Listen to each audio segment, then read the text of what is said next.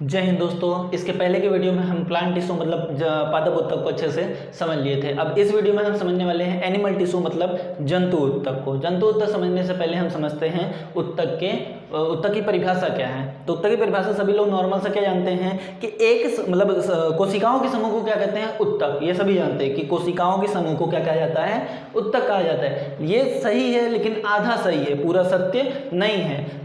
इसकी परिभाषा, सही परिभाषा क्या है कि एक समान कोशिकाओं के समूह को क्या कहा जाता है, ऊतक कहा जाता है। क्या कहा जाता है, एक समान कोशिकाओं के समूह को ऊतक कहा जाता है। एक समान मतलब क्या कि एक जैसे कार्य हो, एक जैसे दिखते हो, उनके समूह जो है उसको क्या कहा जाएगा, ऊतक कहा जाएगा। हमारे शरीर में कुछ कोशिकाएं ऐसी होती हैं जो सॉफ्ट होती हैं और कुछ कोशिकाएं ऐसी होती हैं जो बहुत ज़्यादा हार्ड होती है। जैसे हमारी हड्डी, हमारी शरीर की जो हड्डी है वो बहुत ज़्यादा हार्ड है, तो उनकी जो समूह जो बनेगा, उनका जो समूह बनेगा उसका जो समूह बनेगा उसे कहेंगे ऊतक। और जहाँ जहाँ सॉफ्ट चमड़ी है, नरम चमड़ी है, उसका जो समूह बनेगा उसे कहा जाएगा, क्या कहा जाएगा, उसका एक ऊतक अलग होगा। मतलब हार्ड का अलग, एक हार्ड जो कोशिकाएं होंगी उसका अलग ऊतक होगा और सॉफ्ट होंगी उसका अलग होगा। तो एक समान दिखाई देने वाली, एक समान संरचना वाली जो कोशिकाएं होती हैं, उनका जो समूह होता है, उनके समूह को क्या कहा जाता है, ऊतक कहा जाता है। ऊतक की सिंपल सी परिभाषा यही देना कि एक समान कोशिकाओं के समूह को ऊतक कहते हैं। एक समान कोशिकाएं मतलब उनका समान कार्य भी होगा, समान संरचना भी होगी, दिखाई भी देती होगी। अब समझते हैं जंतु ऊतक के बारे में। जंतु ऊतक को इंग्लिश में कहते हैं एनिमल टिश्यू। क्या कहते हैं, एनिमल टिश्यू। एनिमल टिश्यू मतलब जंतु ऊतक के 4 प्रकार है। कितने प्रकार हैं, 4। पहला है उपकला ऊतक, दूसरा है संयोजी ऊतक, तीसरा है पेशी ऊतक, चौथा है तंत्रिका ऊतक। 4 प्रकार है। पेशी ऊतक, उपकला ऊतक, दूसरा है संयोजी ऊतक, तीसरा है पेशी ऊतक, चौथा है तंत्रिका ऊतक। उपकला ऊतक को इंग्लिश में कहते हैं एपिथेलियम ऊतक। क्या कहते हैं, एपिथेलियम टिश्यू। एपिथेलियम टिश्यू कहा जाता है। संयोजी ऊतक को क्या कहते हैं, कनेक्टिव टिश्यू। पेशी ऊतक को इंग्लिश में कहते हैं मस्कुलर टिश्यू और तंत्रिका ऊतक को इंग्लिश में कहते हैं nervous tissue. Okay, muscular tissue, nervous tissue. अब पढ़ते हैं एपिथेलियम ऊतक यानी एपिथेलियम टिश्यू को मतलब क्या करता है, ये कहाँ होता है। तो एपिथेलियम ऊतक कहाँ होता है, हमारी जो बाहर जितनी भी चमड़ी दिख रही है, चमड़ी गाल वाल की, आँख नाक कान मुंह, जहाँ जहाँ जो जो चीज़ है, उन सब की बाहर की चमड़ी जो है वो किसकी बनी है, एपिथेलियम ऊतक की बनी हुई है। किसकी बनी है, एपिथेलियम। ये क्या करता है, हमारे अंदर की जो मांसपेशियां हैं उनको ये बाहर की चमड़ी क्या करता है, रक्षा देने का काम करता है। क्या, रक्षा देने का काम कौन करता है, एपिथेलियम ऊतक करता है। समझ में आया। दूसरा क्या, तो जितनी भी चमड़ी है बाहर से दिख रही है वो किसकी बनी है, एपिथेलियम ऊतक की बनी हुई है। साथ में हमारे शरीर का ऐसा अंग जो क्या है, खोखला है, अंदर से क्या है, खोखला है, उसके जो खोखला अंग है उसके जो आंतरिक परत है, आंतरिक परत किसकी बनी हुई है, एपिथेलियम ऊतक की बनी हुई है। किसकी, एपिथेलियम ऊतक की। जैसे मुंह हो गया, मुंह हमारा क्या है, खोखला है। खोखला है तो अंदर की जितनी परत है, पूरे अंदर की जो चमड़ी है, ये चमड़ी किसकी बनी हुई है, एपिथेलियम ऊतक की बनी हुई है। कान, नाक, हमारा नाक के अंदर खोखला है ये, तो इसकी जो अंदर की चमड़ी है, इसलिए इसमें पदार्थ जो लगा हुआ है, अंदर की जो चमड़ी है वो किसकी बनी हुई है, एपिथेलियम ऊतक की बनी हुई है। कान हो गया, कान के अंदर ऐसे उंगली डाल दो इसे, तो ये अंदर जो कान के अंदर है उसकी जो चमड़ी है वो किसकी बनी हुई है, एपिथेलियम ऊतक की बनी हुई है। ओके, हमारे शरीर में जहाँ जहाँ आपको छेद दिख रहा है उस छेद के अंदर की जो चमड़ी है वो किसकी बनी हुई है, एपिथेलियम ऊतक की बनी हुई है। ये करता क्या है, इसका काम क्या है, ये तो पाया जाता है, समझ में आ गई, जो चमड़ी है वो एपिथेलियम ऊतक की है। ऐसा हमारा अंग जो खोखला है उसके अंदर की जो चमड़ी है वो भी एपिथेलियम है। और इसका काम क्या है कि ये अंदर के पदार्थों को बाहर निकालता है, कुछ हानिकारक पदार्थों को, और उसे अंदर भी कर लेने का काम करता है। अंदर भी ले लेता है, बाहर भी करता है। यानी स्राव करने का मतलब बाहर निकालने का, शोषण करने का मतलब अंदर लेने का भी काम कौन करता है, एपिथेलियम ऊतक। जैसे हम कोई काम कर रहे हैं, दौड़ उड़ रहे हैं मान लो, या कोई भारी काम कर रहे हैं, मेहनत वाला काम कर रहे हैं ना, तो गर्मी वर्मी कभी लगता है तो पसीना निकलता है। तो पसीना कहाँ से निकला है, चमड़ी से ना, चमड़ी से पसीना निकल रहा है, कहीं और से हवा से थोड़ी आ रहा है ऊपर से, तो चमड़ी से ही निकला। मतलब छेद थोड़े हैं छोटे छोटे जो हमें दिखाई नहीं देते हमारी आंखों से, तो उन छेद द्वारा क्या निकला, पसीना निकला। किससे, चमड़ी से। और चमड़ी किसकी बनी हुई है, एपिथेलियम से। तो ये चमड़ी ही तो निकाली पसीना को बाहर। और हम जब बहुत पसीना होने लगता है, हवा लेने बाहर चले जाते हैं, ये पंखा वंखा चलाते हैं उसके नीचे बैठ जाते हैं, ओके। तो धीरे धीरे बाद हवा लगने पर क्या हो जाता है, पसीना सूख जाता है, पसीना सूख जाता है। तो यही चमड़ी तो अंदर भी ले ली, बाहर भी निकाली और अंदर भी ले ली। तो ये किसका काम है, एपिथेलियम ऊतक का काम है कि कुछ पदार्थों को, तरल पदार्थों को बाहर निकालना और उसे अवशोषण करना, मतलब शोषण करना और स्राव करना, मतलब बाहर निकालने का काम किसका, एपिथेलियम ऊतक का। किसका बना होता है एपिथेलियम ऊतक, तो वसा का बना होता है, किसका, वसा का बना होता है। जैसे देखो हमारी चमड़ी एकदम चिकन है, एकदम साफ सुथरी, मतलब एकदम फैली हुई है, झुर्रियाँ नहीं पड़ी हुई, फैली, किसकी वजह से, वसा की वजह से। ये जो चमड़ी है वो क्या है, एपिथेलियम ऊतक है, फैला है किसकी वजह से, वसा की वजह से ना। तो हमारे जितने भी युवा लोग होते हैं, जितने बच्चे होते हैं, युवा होते हैं, उनकी चमड़ी फैली हुई होती है किसकी वजह से, फैट की वजह से, वसा की वजह से। समझ में आ रहा है।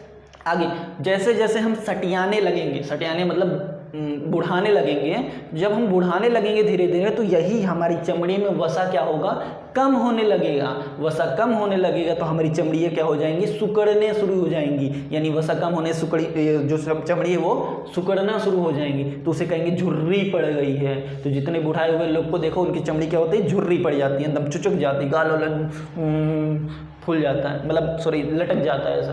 और बच्चे बच्चे तो गाल वाले एकदम फूला रहता है और ना, किसकी वजह से, वसा वजह। बूढ़े लोगों का यानी सटियाए हुए लोगों का चमड़ी झुर्री पड़ जाती है, लटक जाता है, किसकी वजह से, झुर्री की वजह, मतलब वसा कम होने की वजह से झुर्री पड़ जाता है। आई होप कि समझ में आ रहा होगा आपको। समझ में आ रहा है तो बोलो मन में हाँ, अरे मन में ही बोल दो ना यार। आगे देखो संयोजी ऊतक। संयोजी ऊतक को इंग्लिश में कहते हैं कनेक्टिव टिश्यू। क्या कहते हैं, कनेक्टिव टिश्यू। ये क्या करता है, हमारी पूरी बॉडी को कनेक्ट करके रखता है, जोड़ करके रखने का काम कौन करता है, कनेक्टिव टिश्यू। नाम से ही मालूम पड़ रहा है, कनेक्ट, पूरे बॉडी को कनेक्ट करके रखा है कौन, संयोजी ऊतक, मतलब कनेक्टिव टिश्यू। इसके कुछ प्रकार हैं। रक्त किसका प्रकार है, संयोजी ऊतक का। लसिका किसका प्रकार है, संयोजी ऊतक का। अस्थि किसका प्रकार है, संयोजी ऊतक का। उपास्थि किसका प्रकार है, संयोजी ऊतक का। देखो रक्त पहले समझते हैं, रक्त क्यों संयोजी ऊतक का प्रकार है भाई, तो क्यों हमारी पूरी बॉडी में क्या है, रक्त है, सिर्फ बाल और नाखून को छोड़ करके।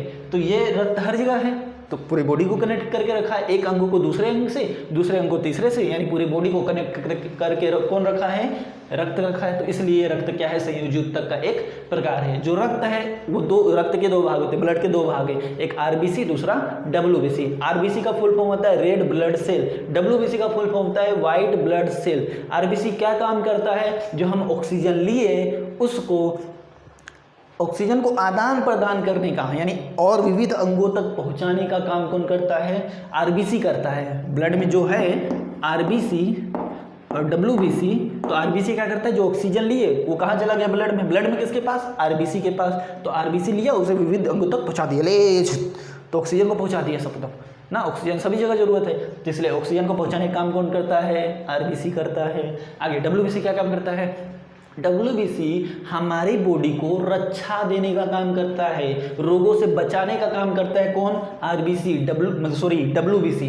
डब्ल्यूबीसी क्या करता है, हमें हमारी बॉडी को सुरक्षा देने का काम करता है, रोगों से बचाता है। किसी किसी देखो इसलिए कहा जाता है कि हमारा डब्ल्यूबीसी मेंटेन होना चाहिए। किसी को देखो तो मच्छर वच्छर काट लिया तो तुरंत बीमार हो जाता है, क्यों, क्योंकि उसका डब्ल्यूबीसी क्या है, कमज़ोर है। समझ में आया। उसे फिर जूस पीने का सलाह दिया जाता है, अनार का जूस पियो ना, वो सब सलाह, फल उल खाने के लिए सलाह दी जाता है, जिससे इम्यूनिटी क्षमता बढ़े, आरबीसी बढ़े। कोई देखो कोई छींक छाक देता है, छींक करके जो पड़ोसी होता है वो उसे तुरंत दूसरे दिन सर्दी हो ही जाता है। तो सर्दी हो गई यानी संक्रमण फैल गया तुरंत, किसकी वजह से,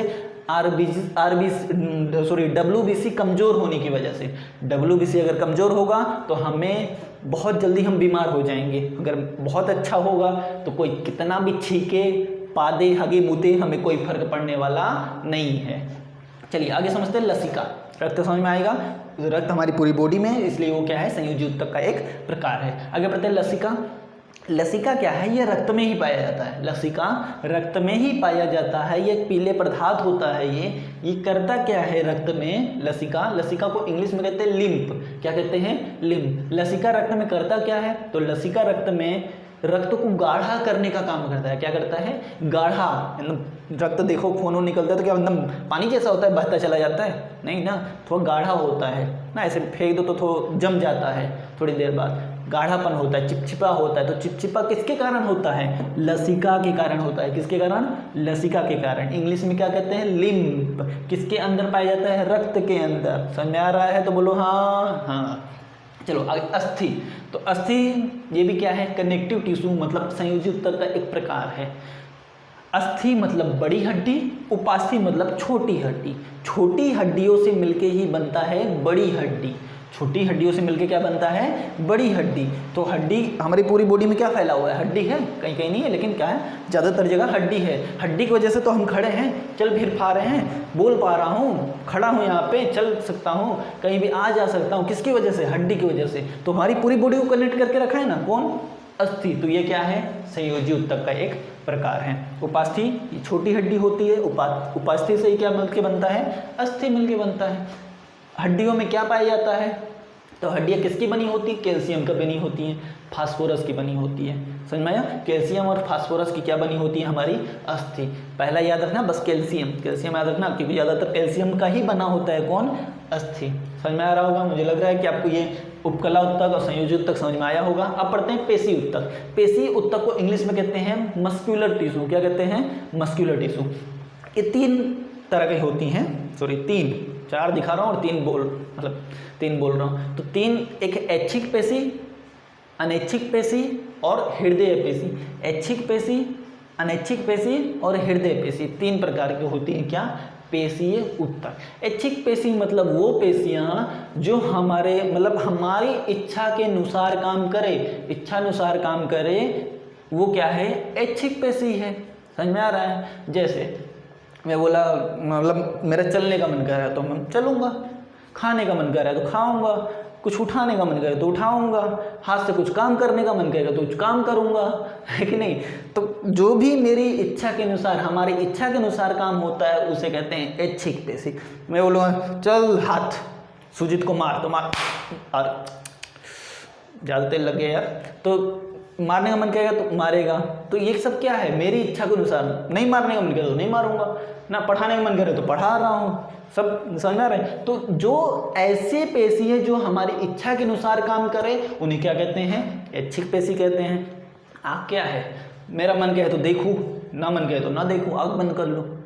समझ में आया? तो ये क्या है? ऐच्छिक पेशी है। समझ में आया? आगे अनैच्छिक पेशी क्या? वो पेशी है जो हमारी इच्छा के अनुसार काम नहीं करते हैं, उन्हें क्या कहते हैं? अनैच्छिक पेशी। जैसे हम खाना खाएं, अब कोई बोलेगा ये खाना जो गया अंदर पेट में, इसको 4 साल बाद पचाना, इसको आराम से पड़े रहने दे, क्योंकि मैं जा रहा हूँ हिमालय पर्वत पर।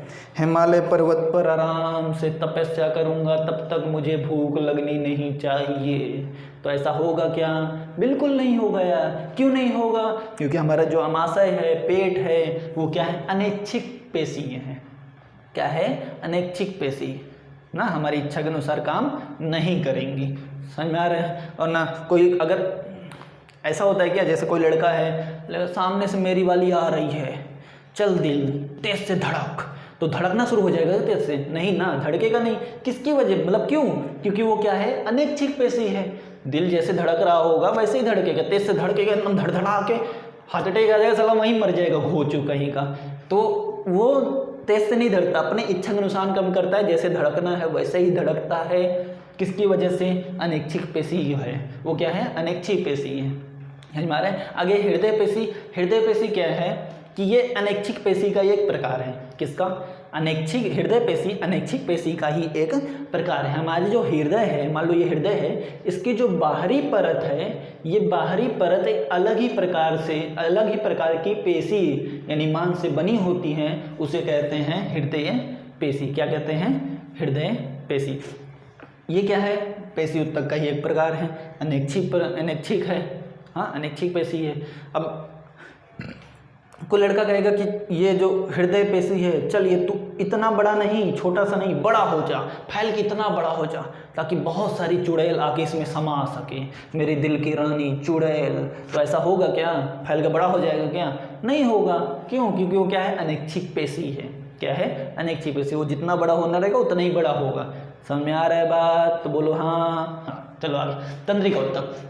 तंत्रिका उत्तक को इंग्लिश में कहते हैं नर्वस टिश्यू। क्या कहते हैं? Nervous tissue. ये क्या कहाँ पाया जाता है? तो माइंड में पाया जाता है, दिमाग में, मतलब मस्तिष्क में पाया जाता है। समझ में? इसको न्यूरॉन भी कहते हैं। क्या कहते हैं? न्यूरॉन। ये करता क्या है? तो सूचना का आदान प्रदान करने का काम करता है। क्या करता है? सूचना का आदान प्रदान करने का काम कौन करता है? तंत्रिका उत्तक। अगर तंत्रिका उत्तक नहीं रहेगा तो सूचनाएं हमें पहुंचेंगी नहीं, हम उस हिसाब से काम नहीं कर पाएंगे। तो सूचनाओं का आदान प्रदान करने का काम कौन करता है? तंत्रिका उत्तक। मुझे एक एग्जांपल याद आ रहा है, जैसे एक मैं तीसरी चौथी में था तो मेरा एक फ्रेंड था, वो सर ने उसे खड़ा किया, चल खड़े हो जा।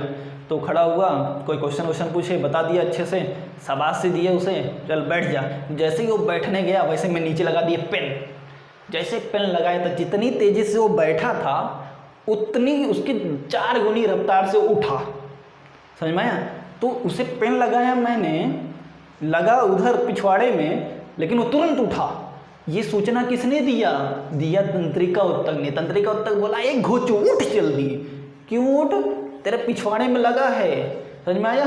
तो वो सूचना देने का काम किया किसने? माइंड ने। माइंड ने सूचना नहीं दिया होता तो बैठ जाता इसे घचक से और बैठा रह जाता ना, वो पता नहीं दर्द होता नहीं होता, लेकिन बैठ जाता। तो ये हमारा माइंड है, वही हमें सूचना देता है कि ये काम कर, वो कर, ये कर। आग जल रहा है, हम जल जाते तुरंत हाथ हटा लेते हैं, तुरंत हाथ हटा लेते हैं। किसकी वजह से? तंत्रिका उत्तक की वजह से।